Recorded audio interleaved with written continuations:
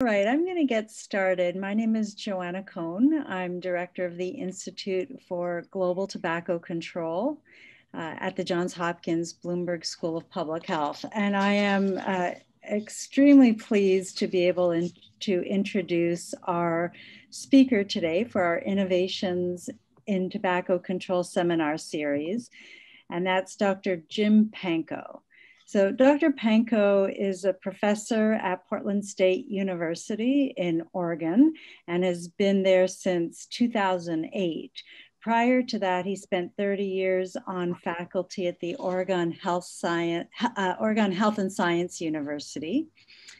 He has a bachelor's degree in chemistry from the State University of New York.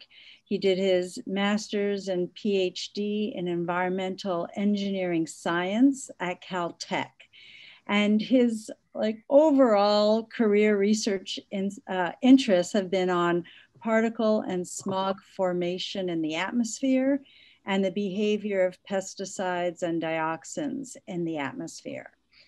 But he has also done a lot of work on tobacco issues, and he's been particularly interested in the location of delivery and the chemical dose when nicotine and carcinogens are inhaled from cigarette smoke and e-cigarette aerosols. He is also a world expert on the acid-base chemistry of nicotine and those implications for the fraction of free-base nicotine in tobacco smoke and e-cigarette aerosols, and how that impacts inhalation harshness and nicotine deposition in the respiratory tract. Dr. Pankow's first tobacco-related publication was in 1994. He was looking at secondhand smoke, and later on he did some work on even third-hand smoke. He has published on menthol and other flavor chemicals in cigarettes, in smokeless tobacco, in some other tobacco products, and in e-cigarette liquids. He's also published on formaldehyde in e-cigarette aerosols. And today, I'm really pleased he's going to talk about a long list of flavor chemicals used in tobacco products. So I'm so pleased to have Dr. Jim Pankow here as our speaker, and I'm going to hand it over to you, Jim. Okay, thank you, Joanna. Well, it's a pleasure to be with you all, sort of, in Zoom land. I'm getting to freaking hate Zoom, I have to say. As Joanna was saying, you can tell from the introduction that I never was in the public health sciences or tobacco per se as the beginning of my career. I was an environmental scientist, and I got a couple of dogs here, so hopefully they don't start barking. But my interest as began in my early parts of my career in particles in the atmosphere. And in Los Angeles, this is sort of a smoggy day in Los Angeles here, and there may be 100 micrograms per cubic meter of particles in the air in Los Angeles. And you also can see the consequence of particles in the atmosphere in the Smoky Mountains when you see that haze. So my tobacco road began looking at particles. Sorry, I have to mediate canine relations there. Began with looking at particles, and the first thing that we were interested in with respect to particles in the atmosphere is that the process by which particles form in the atmosphere is really a condensation process. So in the case of organic particles, like you'd have in tobacco smoke, then in the atmosphere, there are gas phase emissions of compounds that are pretty volatile, and from cars and from trees. And so when they undergo oxidation, and add oxygen, they become much more polar and much less volatile. And so they undergo condensation and form these particles in Los Angeles, Smoky Mountains, other places.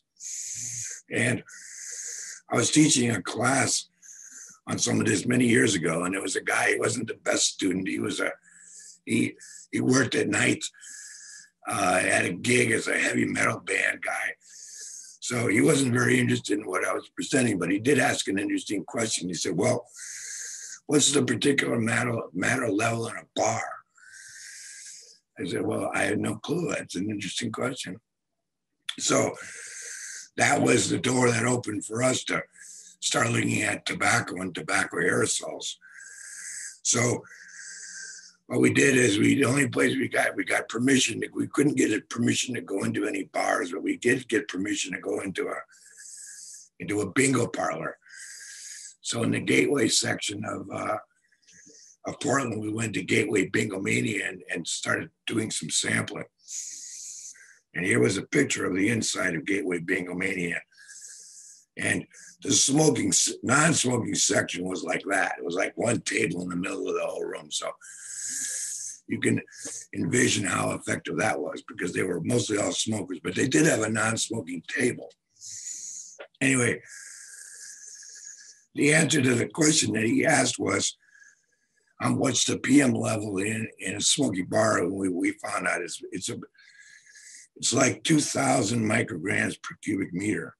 So much higher than in a very smoky atmosphere like in Los Angeles. But the really interesting thing that we observed was that we looked at what nicotine was doing in terms of how much was in the gas phase and how much was in the particle phase, because I was interested in that gas to particle distribution. And what we found is that we found a lot more nicotine on the particles than we would have expected based on its volatility. Should have been much more in the gas phase, but a lot of it was in the particle phase. And around about that time, a couple of years later, after that paper came out, there was a series of newspaper articles in the Wall Street Journal by Alex Friedman that ended up getting her the Pulitzer Prize. And one of the things that she talked about that was how ammonia as an additive in tobacco cigarettes could have an effect on this exact process, this distribution between the gases and particles for nicotine in tobacco smoke. So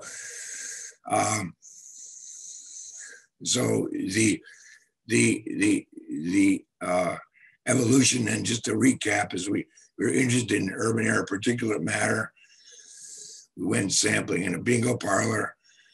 We got interested in this question of nicotine chemistry in tobacco smoke, but as an offshoot from that,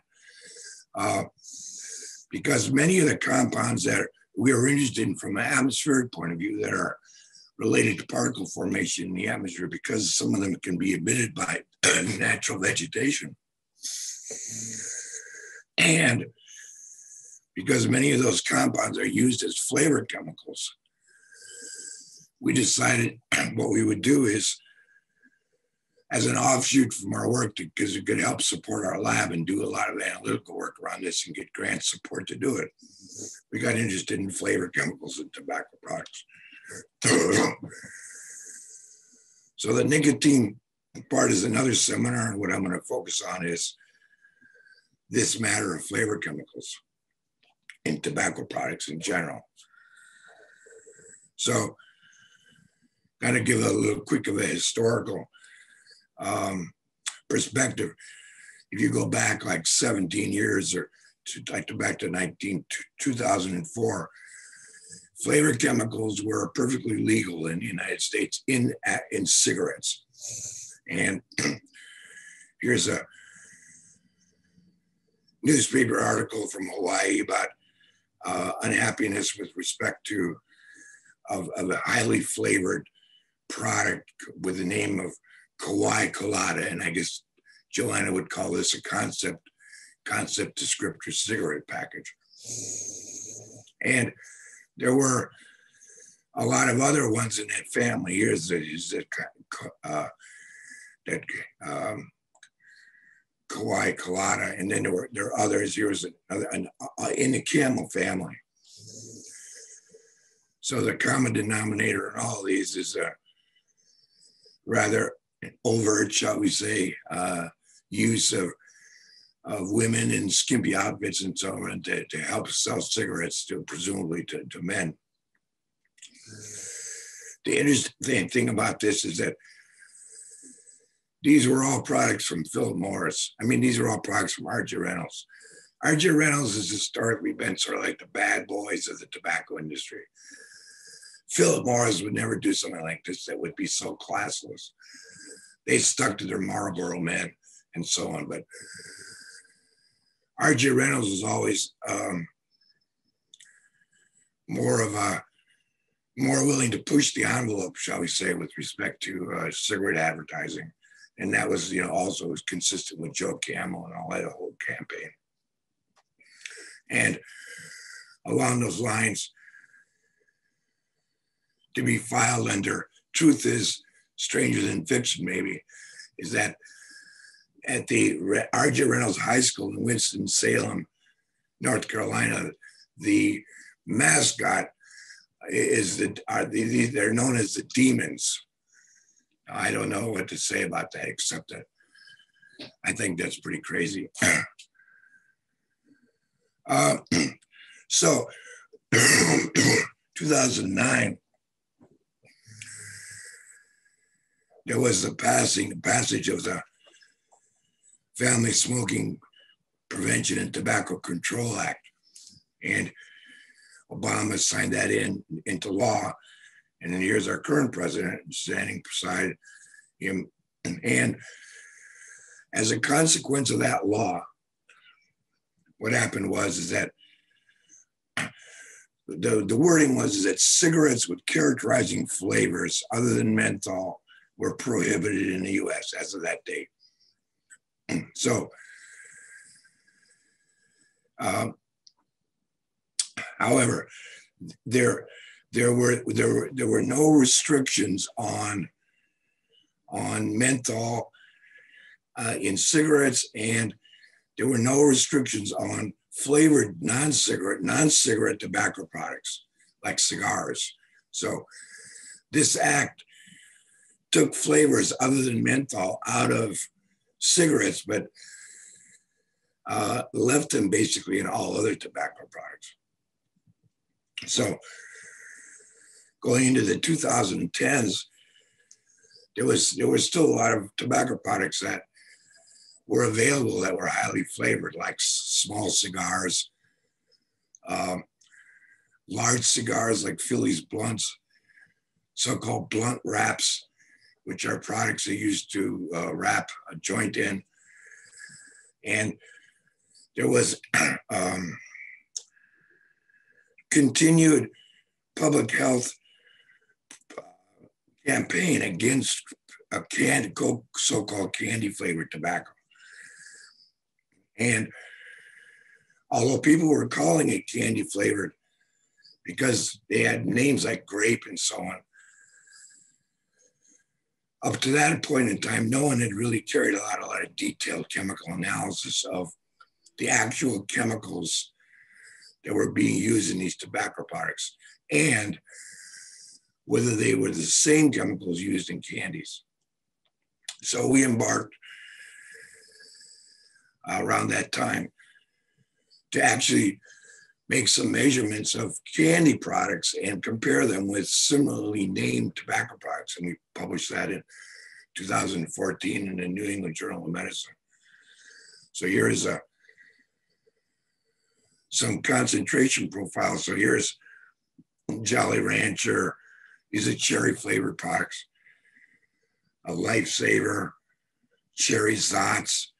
We did Kool-Aid. And then we looked at a cherry flavored small cigar, sweet cherry flavored Swisher Sweets, cherry flavored Skull Snuff, and cherry flavored Zigzag wrapping paper.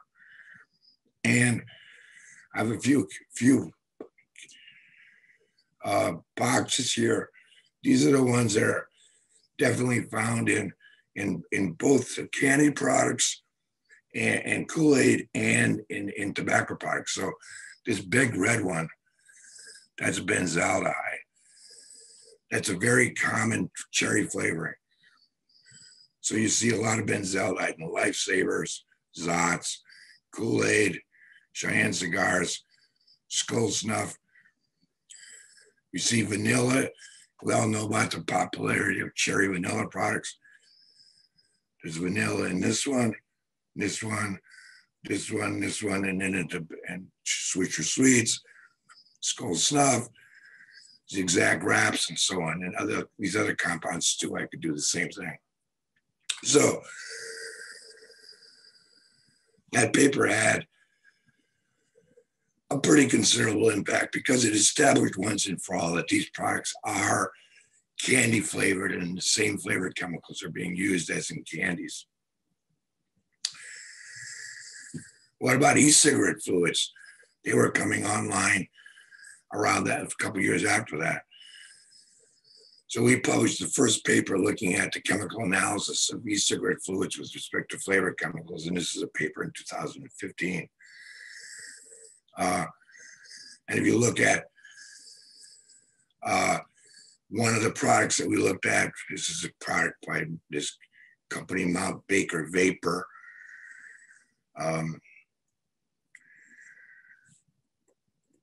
And the wild cherry, and here we see some of the same compounds from the prior profiles: benzaldehyde, paratolualdehyde, benzyl alcohol, excuse me, as well as other flavored chemicals. So this is kind of like a perfumer's approach, where different products can have different matches of compounds, and so they can kind of mix and match and put whatever they want in. And then we proceeded and published a lot more papers on e-cigarette fluids since then. These are all the ones we published in collaboration with Prue Talbot at UC Riverside. So we have a lot of data now on flavor chemicals in e-cigarettes from this collaboration with Prue, and I think Prue may be on the call today. So I just wanted to spend a little bit of time talking about how we do these analyses, because it's important whenever you get into doing some of these difficult chemical determinations with complicated samples. We have to use fairly sophisticated techniques to do that. And the method we use is gas chromatography, mass spectrometry. So that's a hyphenated method. And the first part is the gas chromatography part. So, and the reason for that is that the first goal that you have to have is, if you have a very complicated sample, what you want to do is you want to separate them into the different groups before you actually try to undertake to do the individual measurements of the individual compounds. So just if you had a complicated mixture of kids at a football game, and you wanted to see, well, how many senior athletes, junior athletes, sophomore athletes, freshman athletes, and so on down the line out to the Goths.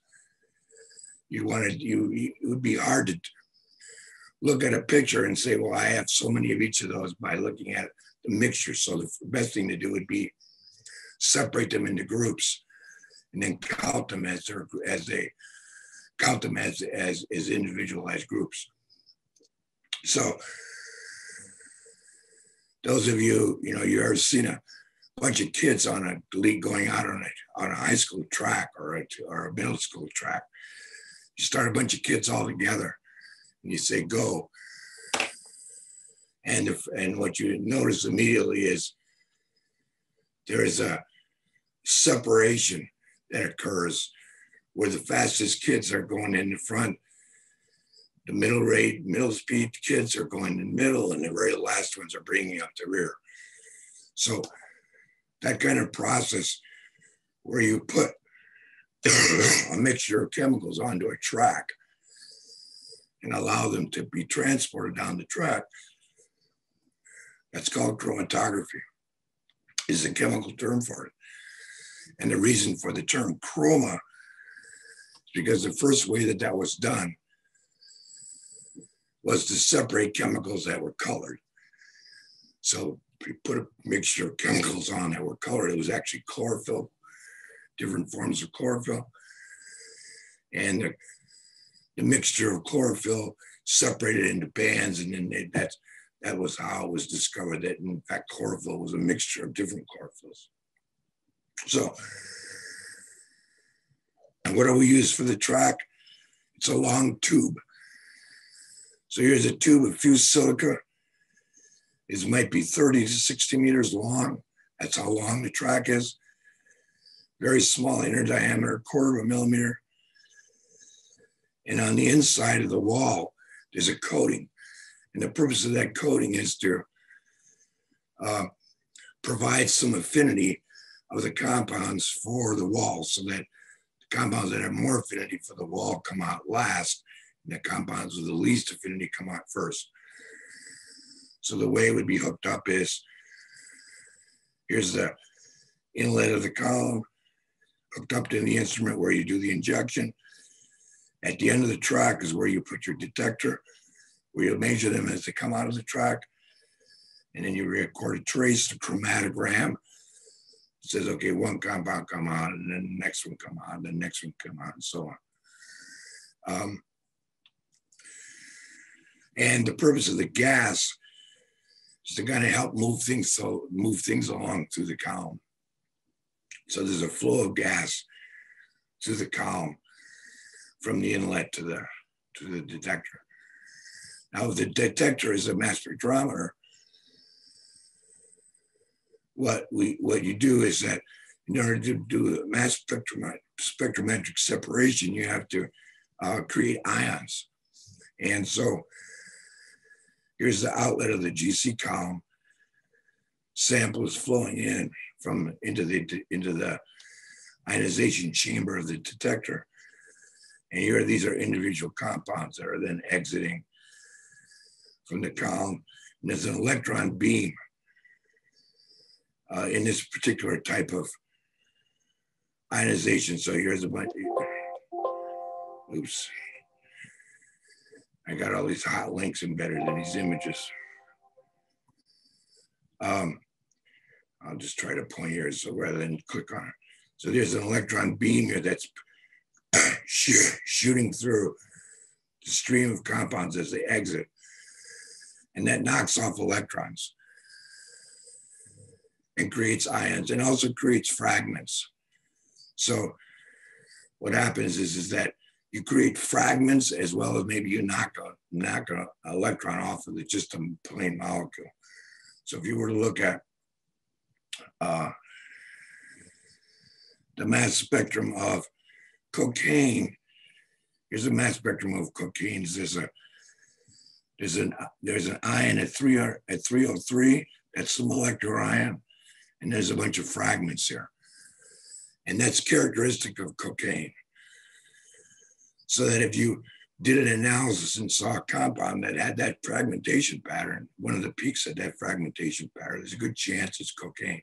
Not necessarily, though, because some compounds have got very, very similar mass spectra. So here are two monoterpenes. Both of them are used as flavor chemicals. There's alpha pinene and beta pinene. Those are the mass spectral patterns of the relative intensity of the different ions from that created in the mass spectrum versus the mass of the ion. And you can see that those are extremely similar. So that if you did a chemical analysis and one of your peaks gave you something that looked like either one of these two mass spectra, you couldn't be 100% sure which one it was without doing some additional work. And so when you do that, when you just run a sample, and there's a lot of work that's done. They run it. They have access to a mass spectrometer, GCMS. They inject a sample. They get a lot of peaks in the chromatogram. They do the match, they have to do a computer match against the National Institute of Standards database to see which compounds it probably could be. And then they report the best match. That's not good enough. Because for a compound that is actually reliably identified, you have to get an authentic standard of that compound and be sure that the mass spectrum of that compound on your machine, and this is important, the retention time on the column, in other words, when it came out, matches what's observed for the authentic standard. A lot of people don't do that second step. They just say, oh, we analyzed this sample and we saw these peaks and they matched up as this and that, and then they report those concentrations. And so when I review a paper like that, I always am very critical. Just did one for tobacco control like that. All right, so getting into some of the work that we really interested to do with Dr. Cohen, she was interested in looking at some so-called concept descriptor cigarettes from Canada and Mexico and seeing what was in these products. So we analyzed about 27 of these. And here's a product called Next Green. Green is often a code word for menthol. So this is from Canada. In Canada, flavors other than menthol are banned. And I should say that we analyzed for about 180 compounds, 180 different flavor chemicals, for which we have authentic standards for each of them. And when we plot milligrams per cigarette versus our compound number, other than menthol, which we're not plotting, there's nothing there. Basically, see no peaks. So indeed, this product would be conforming with the Canadian law for no flavor chemicals. On the other hand, one of these other products, this is from Mexico, Lucky Strike, and then Lucky Strike, quote unquote, convertibles, blue. And we see in addition to menthol, we see a whole bunch of other compounds. Hexyl acetate, allyl, hexanoate, here's benzyl alcohol, that's a cherry. Linalool, that's sort of a citrus kind of a compound. Paramenthone, that's a menthol-like flavor. Terpineol, transgeraniol, eugenol, and these other guys, these are sort of like fruit kind of flavors from like peach kind of flavored chemicals. So, excuse me.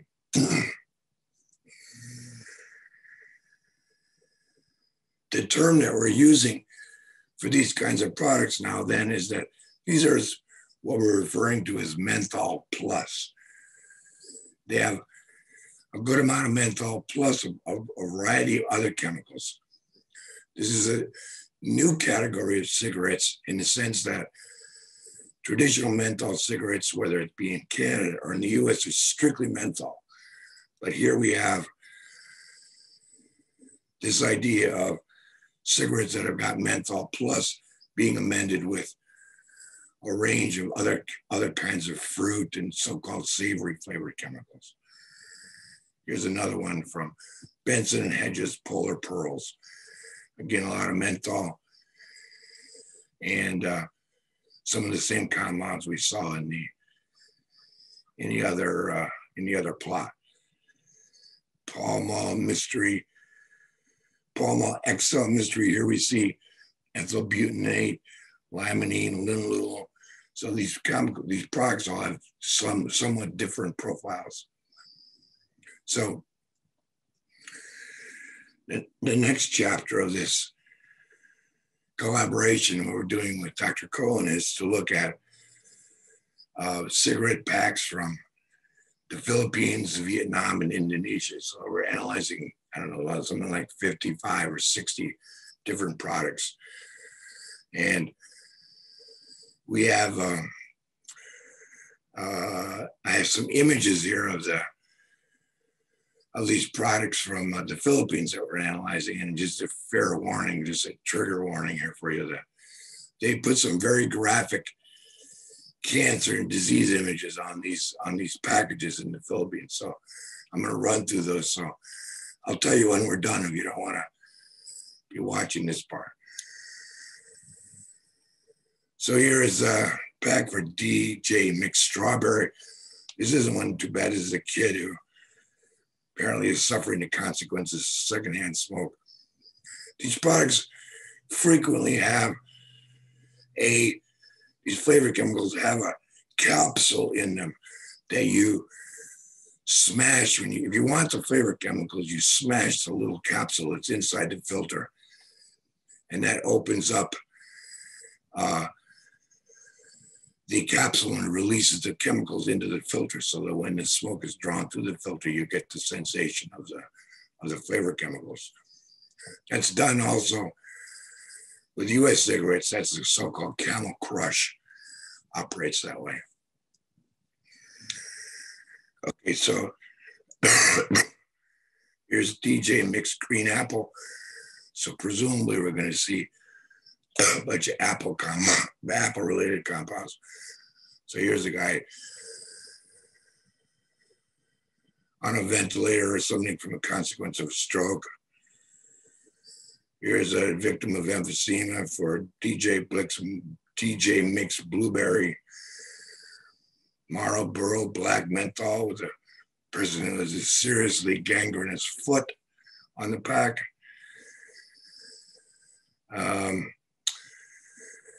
Bohem Cigar Slim. I don't know where they come up with these names. I want to leave that to Dr. Cohen to figure out. This woman has a tracheostomy. She's using artificial larynx to speak, presumably. Here's another gangrenous foot in Winston Extreme Mint. Here's an out-of-control tumor on the package of Mevius Wind Blue. And there's asthma and another gangrenous foot. There's that same woman with her tracheostomy, emphysema, cancer, and so on and so forth. There's another tumor. Anyway, I'll finish up with these. All right, so that's all right. So we're done with we're past the trigger warning point. Here is a GCMS analysis of one of those Bohem Mojito Double. This is the analysis that we did on the filter. This is a chromatogram that we did, so this isn't the same kind of profile versus compound number. This is the actual chromatogram, starting at 8 minutes. Most of the compounds that we are looking for come out of the column after 8 minutes. So we were tracing along. So here's this compound. It's kind of small to see here.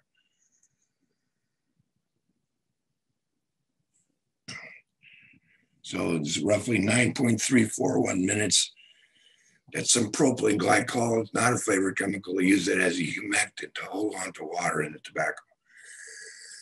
And then we have a series of flavor chemicals: 2-hydroxypropyl acetate, beta-pinene, laminine, gamma-terpenine, alpha-terpineoline. These compounds are red, our internal standard compounds that we add in order so we can track to be sure everything is running in the analysis like we want. Big menthol peak, alpha terpineol, and then here's a big peak for nicotine. So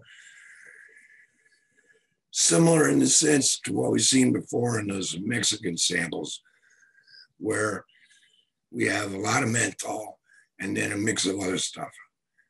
So that's sort of what we're expecting to see with many of them, although, as I said, we haven't gotten all of the analyses. We've done the analyses for the Philippine samples, but we haven't gone through and graphically represented the data yet, so we don't know quite what the story is. So that's kind of a summary of what we've been doing and why we've been doing it and how we've been doing it. We'll have more data to come. I put this in here just in case. Well, I thought this maybe, I hope this doesn't cause you problems with copyright infringement for Johns Hopkins if you post it. I guess you could trim this part out. Calvin and Hobbes, my favorite cartoon. Yeah, so that's it. It's about 40 minutes in. Plenty of time for questions. Wonderful. Thank you so much for this overview. We have a couple of questions already, and I'll get to them in a minute. But let me just ask you first. So based on the results that you showed us from Mexico, like, were you surprised with any of it? Did you was it sort of expected what you found? Or just wondering what you thought when you started seeing the results. I was sort of expecting, to be honest, I was expecting more overtly flavored cigarettes. Not, in other words, maybe an orange flavored cigarette or an apple flavored cigarette or things of that nature, grape, grape flavor, and not this kind of a situation where there was a boatload of menthol and then some other stuff around the edges. So, but in hindsight, though, it sort of makes sense if you think of how popular menthol is as a product. So, and with flavor, strictly citrus or other flavored chemicals sort of being more popular as a child product. So that if you trying to appeal to adults in a way that's going to be most effective, menthol has proven over the years to be pretty effective. So maybe it's not surprising that that the dominant flavor chemical in all the ones that did have flavor chemicals was menthol. And along those lines, remember when I was talking about the work that we did in the New England Journal of Medicine, where we analyzed sort of Swisher Sweets or Cheyenne cherry flavored products. Those are not big market share products where they're just cherry or grape or whatever. So there's not, the popularity doesn't seem to be there for a distinctly, flavor, characterizing flavor of orange or grape or cherry. Rather, menthol is sort of the big boy or the big girl or whatever, dominant flavor chemical in these products. So I was a little surprised, but in hindsight, I guess it makes sense. Okay, great. Well, I'm going to go through the questions we have, and if you want, you can stop sharing your screen. It's up to you. Okay. The first question here actually jumps away from cigarettes and flavors for a bit. And whoops, I just lost that.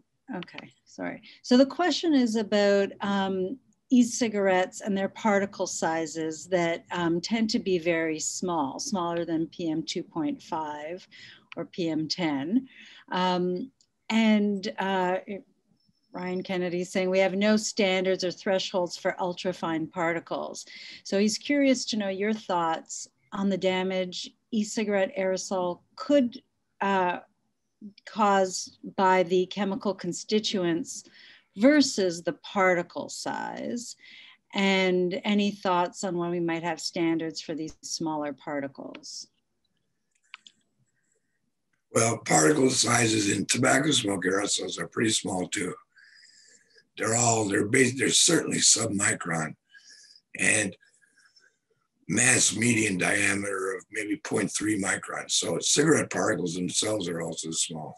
So I don't think there's a lot of, bad press for e-cigarettes versus regular cigarettes with respect to the particle size.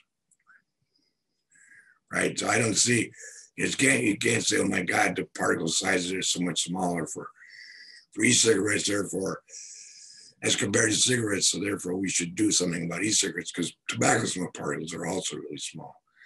Now, it's not the particles per se that are causing the problem, but what's in the particles.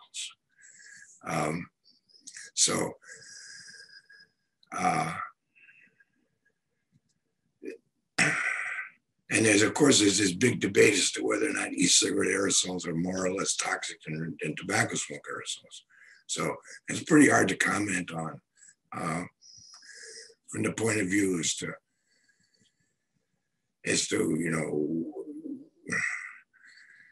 personally, I don't think I'm of the view that e-cigarettes, if you're gonna inhale nicotine aerosol, you're probably better off with an e-cigarette. But don't overdo it, because breathing a lot of propylene glycol and glycerol into your lungs is not going to be a good thing. I think that's kind of a crappy answer, but. Okay, well, let's move on. There are a number of other questions. So there's a question here. There are lots of chemical additives in all kinds of tobacco products, which you have demonstrated. And there's no doubt that flavors impact the appeal and use of these products. So the question is, which flavors would you ban and why? Is it about the nicotine exposure that leads to repeated use? Isn't it about that? The nicotine that makes people keep using rather than the flavors that we ought to be concerned about? Okay, well, this is the danger of giving a talk to a school of public health. So, I'm not an expert on nicotine addiction, but from what I've read, there's a whole variety of things in addition to nicotine that promote addiction. And that includes initiation of use of the product, where you find something appealing, and then youth would use it and then become addicted to it, so that the flavor chemical becomes a gateway promoter for the addiction. But all those things around nicotine addiction, it's kind of out of my area. Maybe Prue's on the call, she could comment about that. Okay. Do you want to say anything about flavor bans and anything that you think is more, anything in particular? From what you've seen, but what countries are doing? I mean, do you think that's a useful way to go?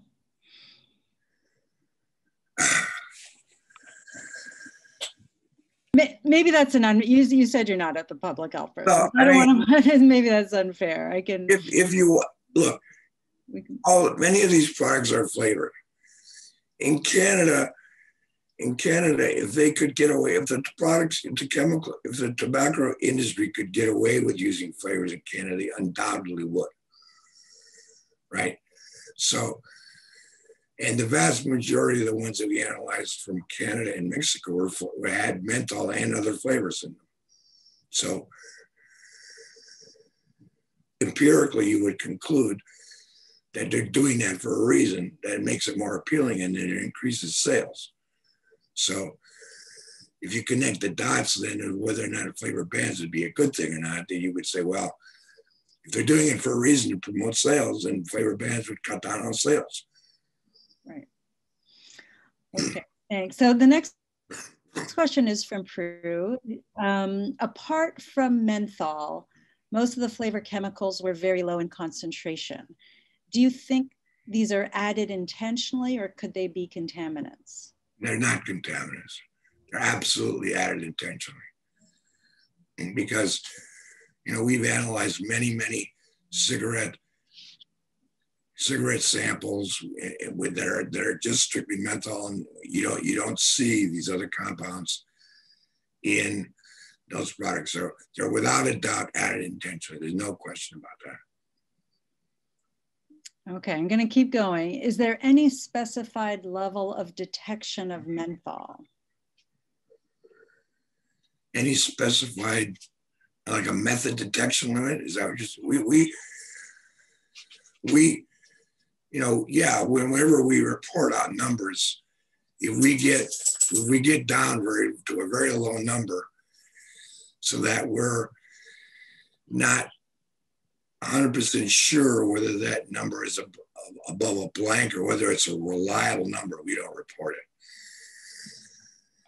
So if you look at our paper that's coming out with you, in the big data files, we specify the level. I think it's like 0.1 microgram per cigarette. We don't report numbers that we calculated if they're below some number like 0.1 microgram per cigarette. But with menthol, you know, if we found it, it would be what, you know, 1,000 times higher than that at numbers like 10 milligrams per cigarette. So we don't, when we see menthol, we usually don't see it at very low levels. It's usually either completely absent or just a freaking boatload of it. Let me keep going. There are quite a few questions, so we'll see what we can fit in our remaining time. This question is about whether you've done tests on cigarette brands such as Winston and Natural American Spirit, which make claims of no additives. Have you looked at their flavor chemicals or other chemical composition? We've done a fair bit of work on American Spirits with respect to its nicotine free base chemistry, but we never analyzed for flavor chemicals. The ones with the brands that we did for flavor chemicals are the ones that we reported on. I think it was the four we reported on in that paper we have coming out. And we basically found nothing in the American cigarettes other than menthol. Okay. So what chemical profiles do you typically see when you run samples of tobacco products with no flavors added?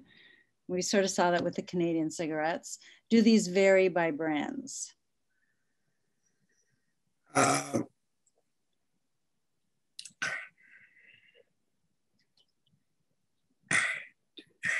It is known that tobacco companies do add low levels of some flavor chemicals, but of the 180 compounds that we look for, we don't see in American cigarettes, we don't see those compounds.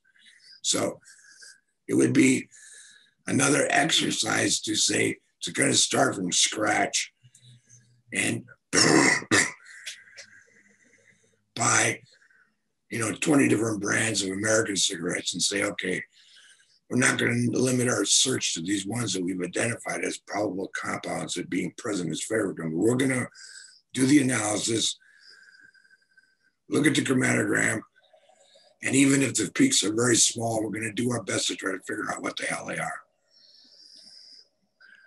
So we haven't done that. Okay, here's another one. You may want to pass on it, but I'll ask you. This is looking at sort of the interaction between the flavor chemicals in these tobacco products and user perceptions. And so the question is, do you know if some chemicals that are typically considered flavor chemicals alter the user experience in a way not specific to flavor? Okay, did I get that right, Caitlin? Is it possible that some chemicals that are typically considered flavor chemicals alter the user experience in a way not specific to flavor? So do they have other effects as well? Probably, who knows? That's like saying, have I ever sinned in my life? I don't know. I'd have to say, there's a good chance. A number of, well, I'll keep going. That's all right. We'll see. We've got a few more minutes, so I'll try and ask a few more. A few countries do require tobacco companies to disclose the ingredients in their brands, including the U.S. Including the U.S. So the question is, should ingredients be fully disclosed and made available to the public?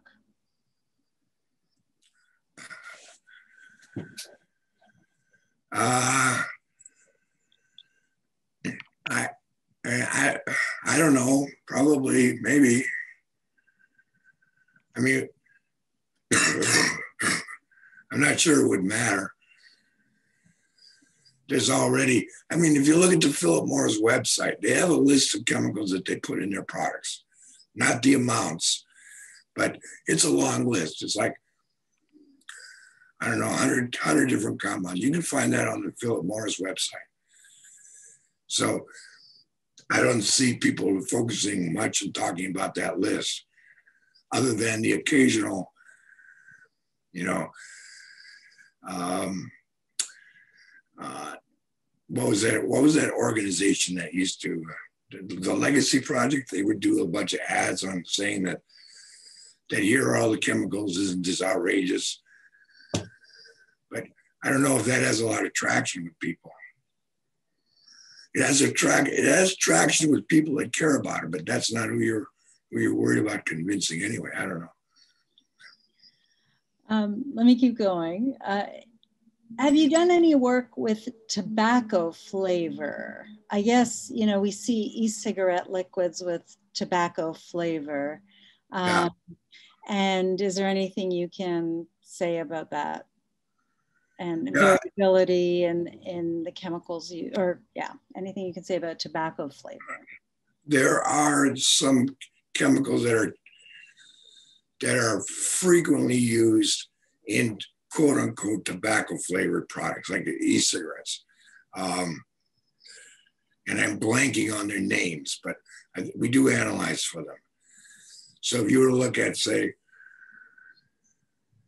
some e-cigarette with a quote unquote tobacco flavor, you're likely to see these 3 or 4 compounds in there. So they do use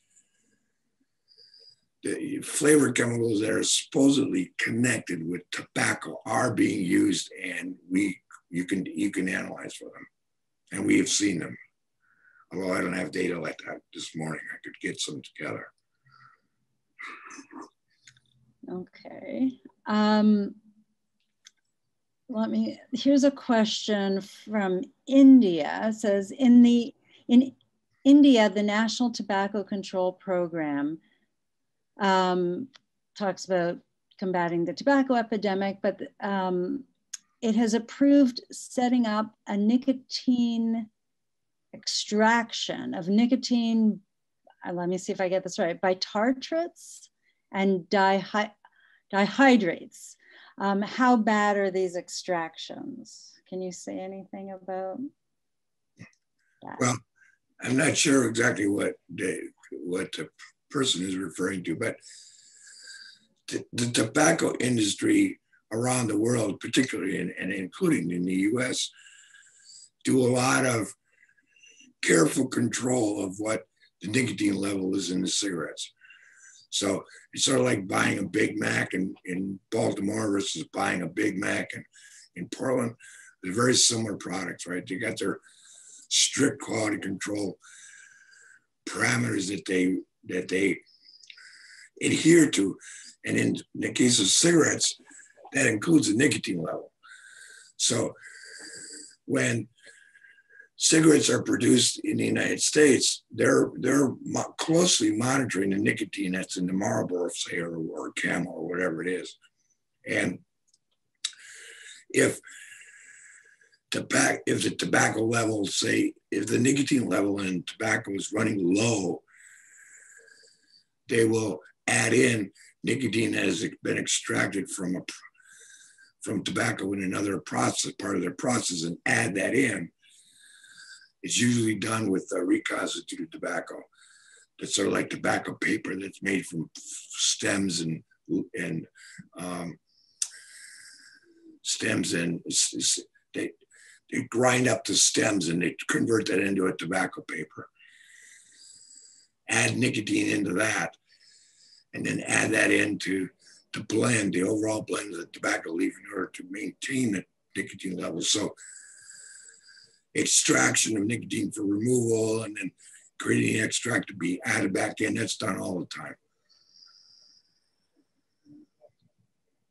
And by the way, that kind of process was mentioned when FDA was trying to get regulatory control over tobacco, because if nicotine was an addictive drug, then why would they be doing that? Why would they be trying to maintain a nicotine at a very specific level if nicotine in the product wasn't something that was being targeted for delivery? Okay, I think, oh, I just have to say your dog is in heaven right now. But yeah, that's Coco. yeah, the eyes are just like, I am so happy right here.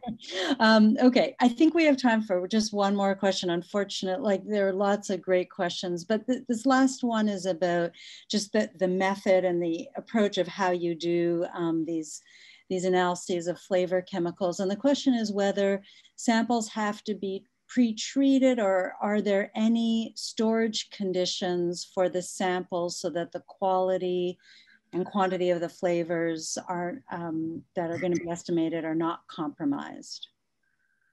Well, in an analytical scheme, there's always going to be some compounds that are more unstable than others. And there are some compounds that we have to be careful with. Some, like aldehydes, are fairly reactive, but they're not super sensitive compounds that we have to be super careful with.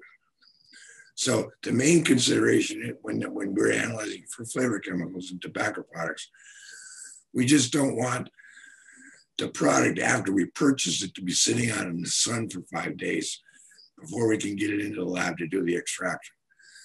And when we ship samples around, like when we shipped them from the Philippines or Indonesia with you, or from Mexico, or wherever we got the other ones from, we have them sent in aluminum coated Mylar bags, like sort of like a Ziploc bag that has got a metallized coating on the inside to make it impermeable to the flavor chemicals, so that they're not lost before we can do the analysis. However, that being said, the conclusions that you would get about flavor profiles is not so critically sensitive to the actual levels, right? So if we find 100 micrograms of benzaldehyde in a product versus finding 80 micrograms of benzaldehyde in a product, our story isn't going to change very much. So it's not like we're trying to measure the mass of the electron, and if you're off by 5%, it's a big deal. You know, if there's been some degradation to the tune of 10 or 15%, you know, that's not a killer for us from the point of view what the story is. Right. So thanks so much. I think we're going to have to end it there. I didn't get through all the questions, but I see we're at time. I want to be respectful of everyone's time, including yours. So I really want to thank you for sharing these really interesting results, and really for all the work you've done and contributed throughout your career related to tobacco. You know, it's you bring some really unique expertise, and it's been really important. So I just want to thank you. All right, thank you. I appreciate that. I appreciate that. Thank you.